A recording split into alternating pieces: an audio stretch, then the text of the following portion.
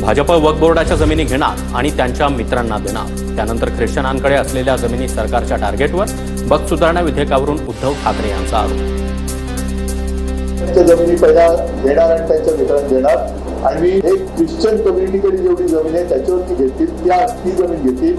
अनेकांना असं वाटतं की संस्थानं बरीचशी सरकारकडेच आहे। मुसलमानांच्या जमिनी झाल्या, आता ख्रिश्चनांच्या जमिनी ताब्यात घ्या असा अर्थ होतो। ऑर्गनायझरच्या लेखावरून जितेंद्र आव्हाड यांची टीका। एक वेळ असेल की ख्रिश्चन आणि मुसलमानांचा मतदानाचा अधिकार देखील काढून घेतला जाईल। आव्हाड यांची प्रतिक्रिया। मुसलमानांच्या जमिनी झाल्या, आता ख्रिश्चनांच्या जमिनी ताब्यात घ्या। आणि सरकारने आपला हेतू स्पष्ट केला की वक्फच्या जमिनी आम्ही बाजारात आणून विकणार आहोत।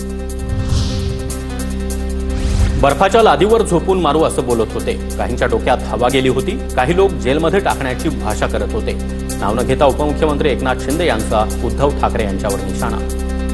म्हणाले याला जेलमध्ये टाकू, त्याला जेलमध्ये टाकू, एकनाथ शिंदेला टाकू, देवेंद्र फडणवीसांना टाकू, अमक्याला टाकू, तमक्याला टाकू, बर्फाच्या लादीवर झोपून मारू, एवढी हवा त्यांच्या डोक्यात गेली होती। शिवसेना फोडायची आणि मोदींच्या पायात नेऊन ठेवायची, हाच एकनाथ शिंदेंचा ड्रीम प्रोजेक्ट। संजय राऊतांची शिंदेंवर टीका। एकनाथ शिंदेंचं ड्रीम प्रोजेक्ट एकच होतं, ते म्हणजे शिवसेना फोडायची आणि मोदींच्या पायाशी नेऊन ठेवायची, हे त्यांचं ड्रीम प्रोजेक्ट होतं। बाकी त्यांच्या ड्रीम प्रोजेक्ट विषयी माहीत नाही। एसएनसी विरुद्ध यूज अँड थ्रो वादात संजय राऊतांची उडी।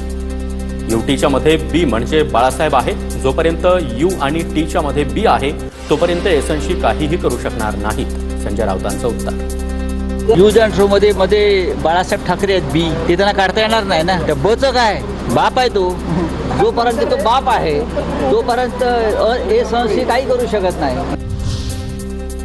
मुंबईतील वक्फच्या जमिनीवरील उद्योगपतीचं घर कायदेशीर करण्यासाठी बिल आणलं।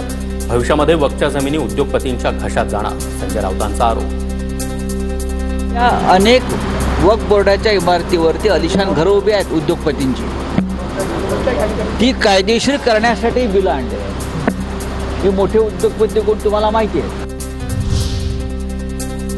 काँग्रेस राष्ट्रवादी जशी संपुष्टात आली तसं पुढच्या निवडणुकीपर्यंत उद्धव ठाकरेंची शिवसेना राहणार नाही, भाजपचे नेते रावसाहेब दानवे यांचा दावा।